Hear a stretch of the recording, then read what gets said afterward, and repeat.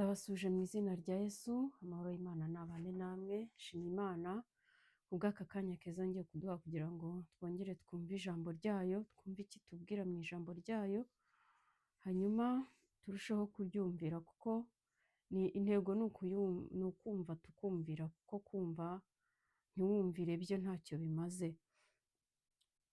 Yego rero reka dusenge ubundi dusome twihuse. Turimo turiga ku amagambo ya Bibiliya agaragaza ko Gehinomu iriho koko. Gehinomu iriho kandi Bibiliya yivuga, kandi irimo abantu, kandi ijyamo abandi, kandi izakomeza no kujyamo abandi. Mu by'ukuri hari inyigisho zitandukanye ziza zivuga ko ntayihari, nta bizabaho, Imana ntiyabyemera, Imana ni urukundo, ariko ukuri kwa Bibiliya kurahari. Kandi Bibiliya Yesu yavuze ko ijambo rye aho kugira ngo haveho n'inyuguti imwe, isi n'ijuru byavaho. Niyo mpamvu ijambo rye ni ukuryitondera, ijambo rye ni iry'ukuri. Arimo gusengera abigishwa yaravuze ngo ubejeshe ukuri, kandi ukuri ni ijambo ryawe. Mu by'ukuri ijambo ry'Imana ni ukuri. Icyo uzasoma cyose ukumva ugisomye mu rurimi wumva, uzagifate nk'ukuri, uzagifate nk'icyo ari wowe bibwira, kandi ibyo usomye ari iby'ukuri, kuko ni ukuri kuzuye. Nubwo abantu bagerageza kubihindura bakabisanisha n'irari ryabo cyangwa se n'uko babyumva, ariko uko wasomye niko kuri kuzuye, kandi umwuka wera arahari kugira ngo agende adusobanurira ijambo ry'Imana. Ku bantu bashyashya rero, nitwa Umuhoza Sylvie, abo tumenyeranye, ndabasuhuje mwese mu izina rya Yesu, kandi niba uri mushya ndakwakiriye kugira ngo uze ugendane natwe, dufatanye uru rugendo ruca mu nzira ifunganye, aho tubaho tutiyobora, ahubwo tuyobora n'umwuka wera, cyangwa se tuyoborwa n'Imana, tuyoborwa na Kristo uri muri twebwe twakiriye, kuko iyo atuye muri wowe, iyo wemeye kumwakira, icyo akora arakuyobora. Ntabwo wamwakira ngo wiyobore bikunde. Ni ukuri nejejwe cyane n'umwanya wo gusoma ijambo ry'Imana. Niba udakunda ijambo ry'Imana, mu by'ukuri no kuba ukunda Imana hariho utubazo twinshi, kuko mwese uko mubizi,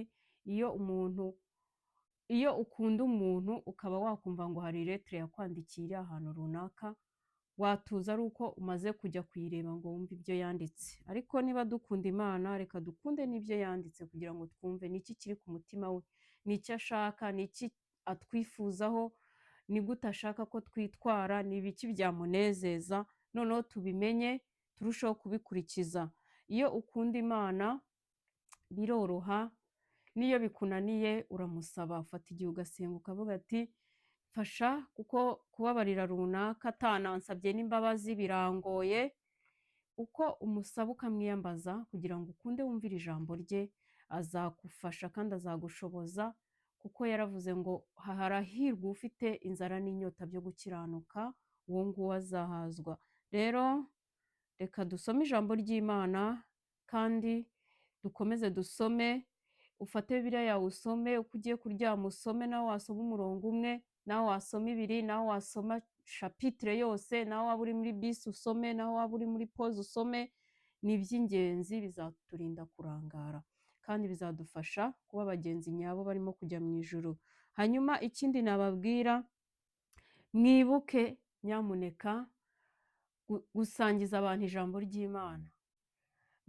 Niba wumvisha ijambo ry'Imana ukumva ari ukuri, ukumva hari icyo ribwiye ubugingo bwawe, erega hari igihe ijambo ritubwira, kabone naho waba wumva ukibitekerezaho ibyo guhinduka, ibyo kuryumvira, ariko ukumva ryakubwiye, kandi ukumva ibyo rikubwiye ni ukuri.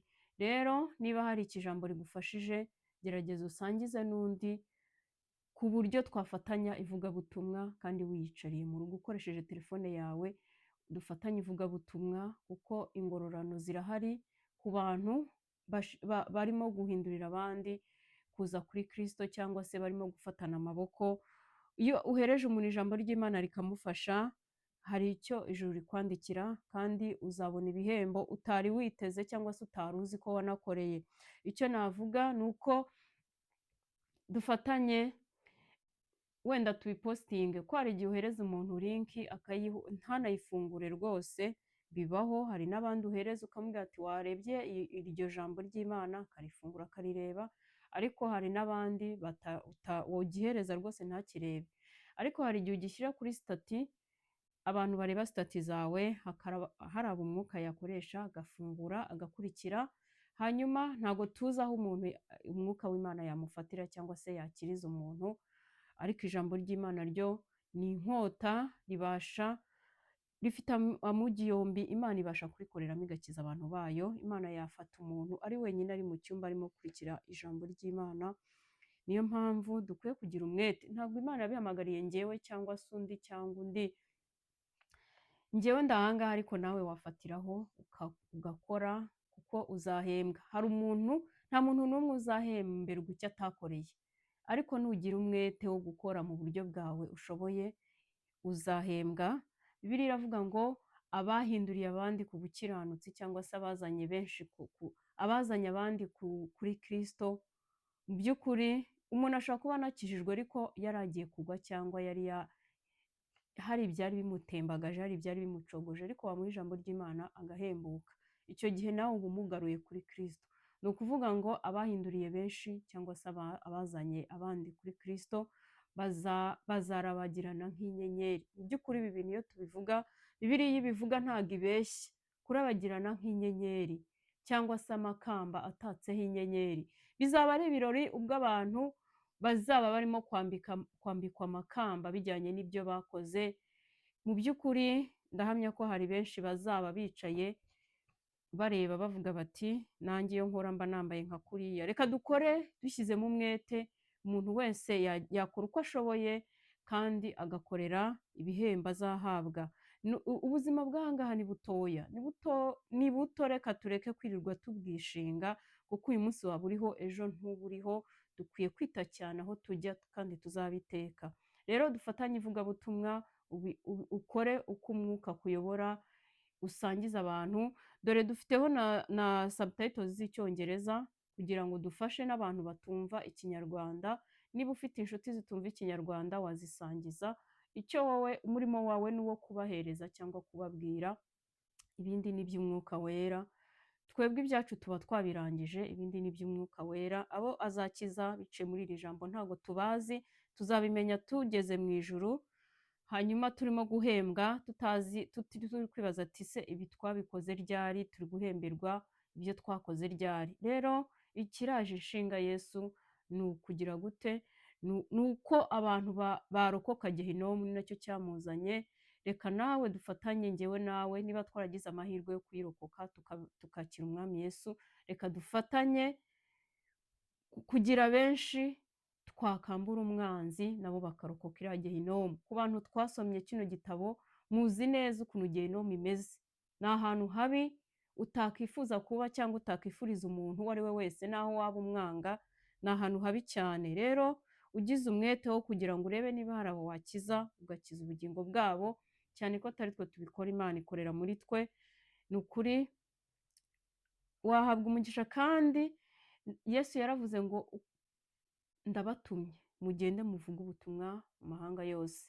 Imyitwarire yawe yavuga ubutumwa, imbuto wera zavuga ubutumwa, n'ijambo ry'Imana warisangiza umuntu ukabuvuza ubutumwa. Watumira umuntu mu materaniro ubona ko akwiye agakiza, cyangwa se ukamutumira akaza agakizwa cyangwa agahembuka mu materaniro. Wakora imirimo itandukanye ugahirimbana, kugira icyo Yesu ahirimbanira akaba aricyo nawe ushyira imbere, kugira ngo ugerageze kumukorera kandi bitabujije n'imirimo yawe usanzwe wikorera. Rero reka dukunde Kristo by'ukuri, tunabimwereke bitari byo ku magambo. Reka dusome ijambo ry'Imana. Nibyo ngibyo nabibutsaga. Reka dufatanye ivugabutumwa, Imana irabaha umugisha, kuko twese nta n'umwe ubifashe nk'umwuga uri bumutunge, ahubwo ni ukugira ngo turusheho gufatanya n'umwami wacu. Niba koko tumukunda, dufatanye nawe kugira ngo benshi bamenye ubutumwa bwiza, benshi bave mu byaha, benshi bagume mu nzira bari bagiye kuyivamo, benshi bamenye ukuri bari bakiriye ibinyoma bibayobya, bibarimbura. Reka dukomeze dufatanye mu izina rya Yesu. hanyuma abatarakoze subscribe muyikore kuko bituma ibiganiro dushyizeho mubibona byihuse. Hari igihe bitoroha ko umuntu abasharinga ibiganiro kubera umwanya. Nyamuneka tugira umwanya muke, inaha byose biba ari ukwitanga, ariko niba ikiganiro gihita kikugeraho warabikoze kigahita kikugeraho ukakibona, wazatumenyesha ntitukirirwe tukiguhereza. Niba kandi kukiguhereza nabyo ntacyo bitwaye, ni byiza, tuzajya tubikora kuko icyo twiyemeje. Hanyuma hari abo tubyoherereza arakakubwira ati byuzuza telefone, niyo mpamvu wenda wakireka, nanjye mba nakibonye cyangwa iki. Byose ni kominikasiyo, tujye duhana amakuru, dufashanye kandi tworoherane muri uru rugendo. Hanyuma nshimiye cyane komenti zanyu ariko zo mu gikari, ariko mujye muzishyira no kuri cano rwose ndabinginze. Hari abantu bakurikira ibiganiro babanje kureba komenti, iyo basanze nta komenti ziriho mwazimpaye muri inbox kuri WhatsApp ntazo babona, baravuga bati ibi bintu banza nta n'umuntu bifasha. Rero reka dufatanye kuvuga ubutumwa. Imana ibaha umugisha. Turimo gusoma amagambo yose ari muri Bibiliya yerekana Gehinomu ko ihari kandi irimo abantu, yagiyemo abantu kuva kera, irimo abantu, irimo irajyamo abantu kandi izakomeza no kujyamo abantu nk'uko Bibiliya igenda ibitubwira. Reka dusome, duhere mu Migani ibice 9 umurongo wa 18.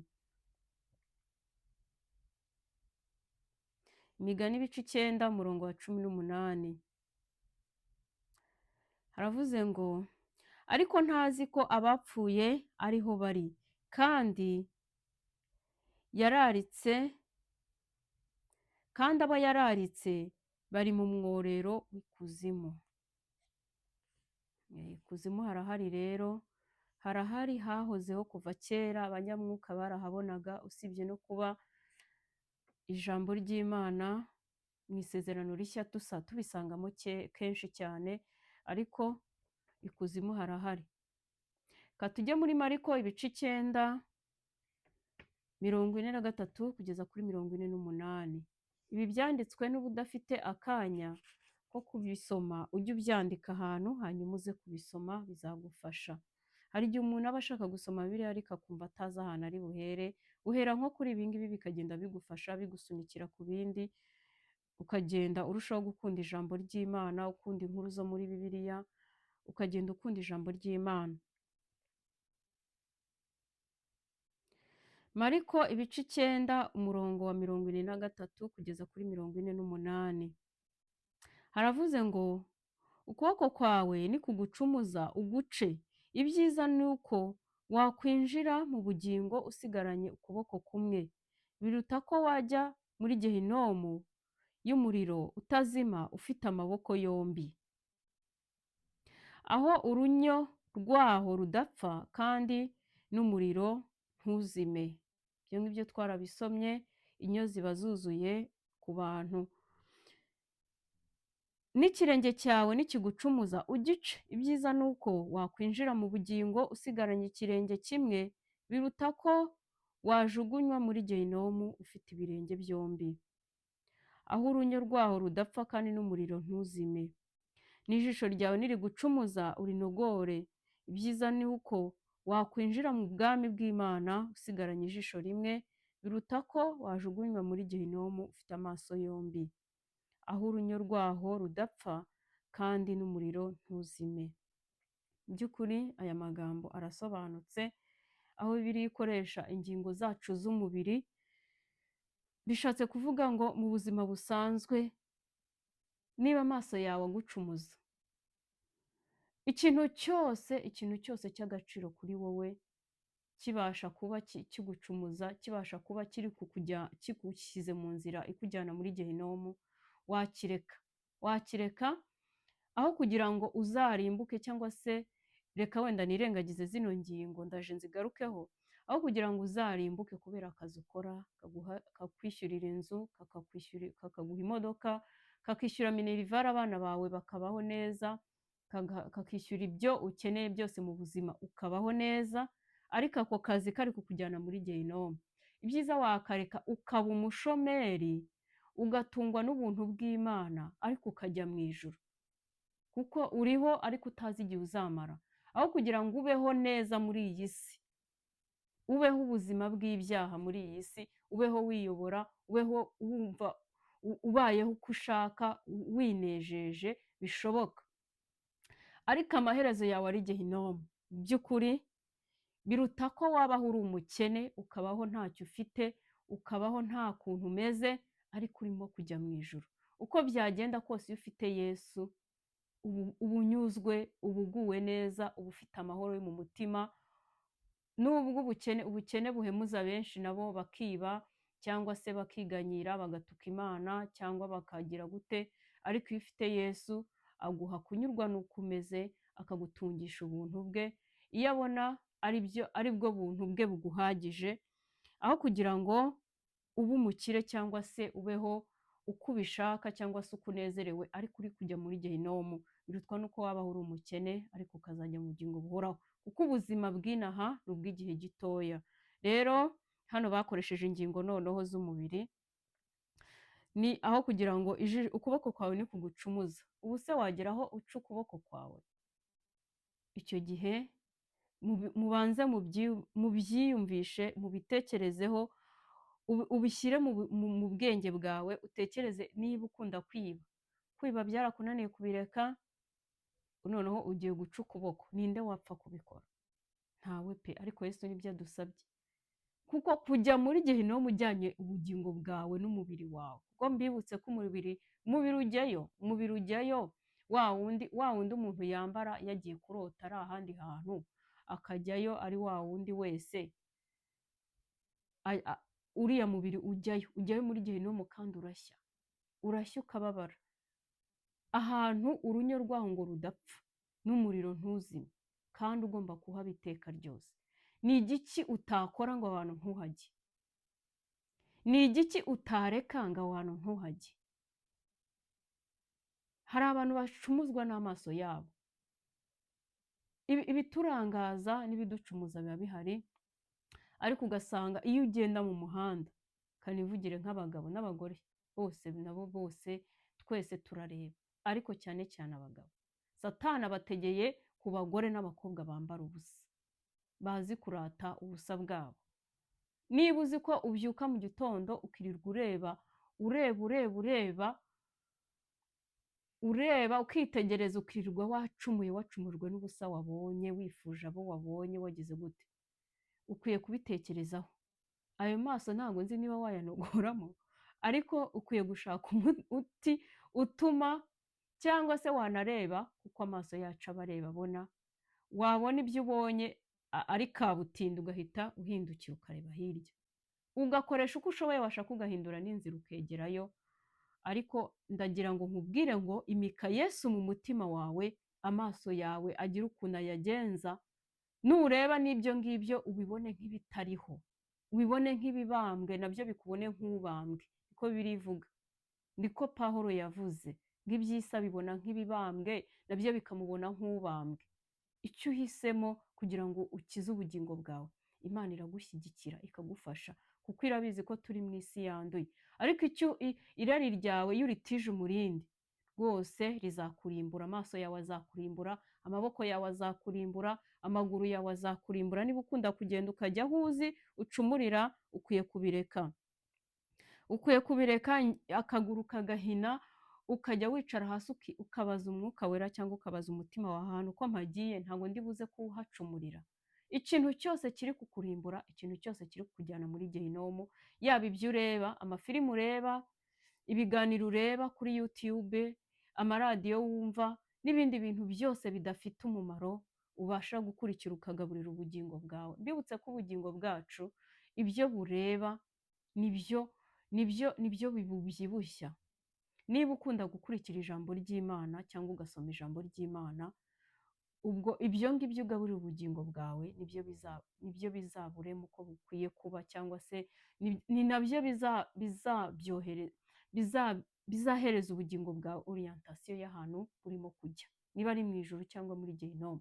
Abantu bakunda kureba filimi za byenda gusetsa, ibintu bidafite umumaro, bikarangiza ukomanse ukoze za komenti mbi, ufite amagambo adafite umumaro, ufite ibintu by'amaburage nawe adafite umumaro, ibyo byose ni ibintu bikwambura imbaraga kandi bikakwerekeza kuri gehinomu.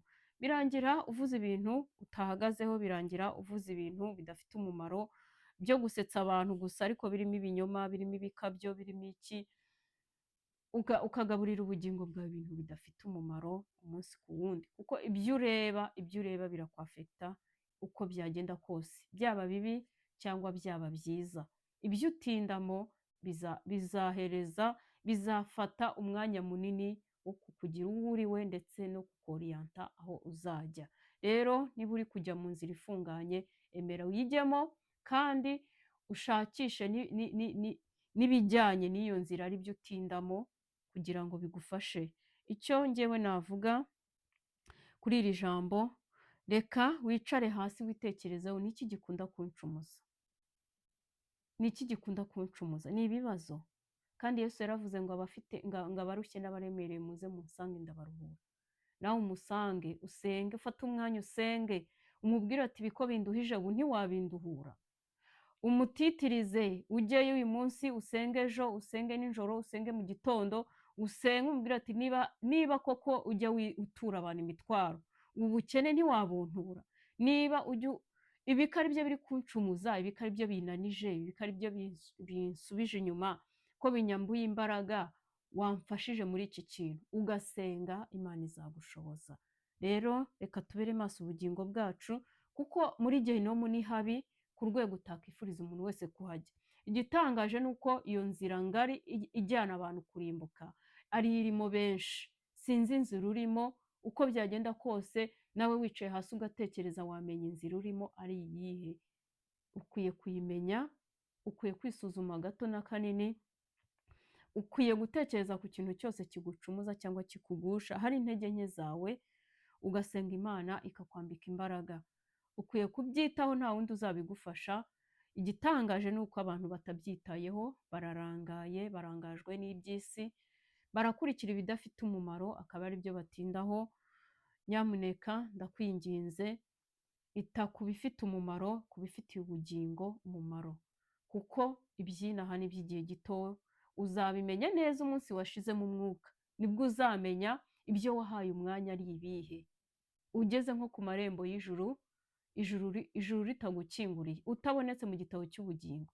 Mbibutse ko igitabo cy'ubugingo ntabwo umuntu acyandikwamo ngo bibe birarangiye. Bibiliya yatubwiye ko cya gihe mu nzandiko Yesu yandikiye ya matorero, ushobora kwandikwamo rwose bakagusiba, bagusiba ukicara uzi ngo urimo kandi utarimo. Ukwiye no kumenya niba urimo, ukwiye kumenya niba uri mu gitabo cy'ubugingo. Ureka kwishuka ijuru cyangwa kwibeshya ijuru ari ntaryo urimo ujyamo. Ndabizi abantu benshi kubera kurangara no kutita ku by'Imana no kubikinamo no kwibeshya ko bari mu rugendo kandi batarimo, imbabazi z'umwami bakazifata nk'aho zaje kugira ngo Yesu yaraje araducungura, ariko agakiza ke nako gafite kondisiyo. Sinzi impamvu abantu batabyitaho, bagakomeza kuririmba imbabazi ze gusa kandi batazi ko imbabazi ze zijyana no kumvira amategeko ye no kumvira ijambo rye. Imbabazi ze ntago zaje ngo zisuke ku muntu wese hanyuma umuntu yikomereza uko yari ameze. Imbabazi ze niba zikujeho ukazakira, injira mu murongo we agushakaho. Inzira imuganaho cyangwa se ijyana abantu mu bugingo ifite forumire, ifite ukuntu icoye, ifite ukuntu ishushanyije, ugomba kuyigendamo uko nguko. Iyo utayigenzemo uko nguko, naho waterana amateraniro yose abaho, naho wakora imirimo yose ibaho, naho watanga ibyawe byose, naho wabigenza gute, uzarimbuka. Kandi mu by'ukuri uzize ko utamenye iby'iyo nzira ngo uyigendemo uko iri. Kuyigendamo uko iri niko gukomeza kuba wanditse mu gitabo cy'ubugingo, ariko iyo ukomeje ukigendera uko ushaka, dore ko inzira ngari iyo biroroshye kuyigendamo, umuntu wese agendamo uko abyumva, kandi irimo benshi, niko birivuga, nta n'icyo twabihinduraho. Icyama muri abo benshi ukaba utarimo, ahubwo ukaba uri muri bake bagenda mu nzira ifunganye. Reka dufatanye uru rugendo kandi turushaho kumvira Imana, urugendo rutoroshye rwo mu nzira ifunganye, ariko iyo turi kumwe na Yesu biradufasha kandi biratworohera, kuko hariyo benshi bagezeyo umuririmbyi yaririmbye ngo abagezeyo baragwiriye, natwe turi mu nzira. Rero icyo nifuriza umuntu wese ni uko yabaho hano ku isi, uko ubayeho kose ukabaho wubaha Imana, ariko ukazajya mu bugingo buhoraho, ntuzajye kurimbuka, kuko abari mu irimbukiro bararira amanywa nijoro. Rero reka dukomeze dufatanye iri vugabutumwa, Imana irabaha umugisha mu izina rya Yesu. Reka dusenge Imana, dushime iri jambo iduhaye kandi rikomeze rigwire mu mitima yacu no gushora imizi mu mitima yacu, atari ukubyumva gusa ngo tubirekere aho, ahubwo ari ukubyumva tukabitekerezaho, tugafata umwanya uhagije wo kubitekerezaho. Iyo ugiye kumva ijambo ry'Imana, iyo udatuje cyangwa se uri mu bana, uri mu rusaku, ujagaraye, abantu benshi bakugose bari kuvuga ibiganiro n'ibiki, ushatse wabyihorera ukaza kumva ijambo ry'Imana utuje, kugira ngo ubashe no kuba waritekerezaho. Reka dusenge hanyuma Imana ibahe umugisha. Data, mu izina rya Yesu, urakoze kubw'ineza yawe n'urukundo rwawe. Ndagushimiye kubw'amagambo meza ukomeje kuduha, kugira ngo dukangurire kuba maso by'uru rugendo. Urakoze, ndakwinginze kugira ngo ukomeze uherekeze iri jambo, kandi dufatanye turi benshi gukomeza kwamamaza izina ryawe. Ukomeze urebe n'ibibazo bitandukanye benshi baba bafite, ubakize kandi ubarengere. Imitwaro iremereye ugende uyibatura, kuko iby'iyi nzira ni wowe wenyine wabidushoboza, ariko ubwo uri kumwe natwe tuzabishobora. Nk'uko wafashije abatubanjirije baciye no mu bikomeye kurenza ibyo ducamo, ndakwinginze natwe ari kudufasha mu izina rya Yesu. Urakoze, mu izina ryawe senze nizeye, amen.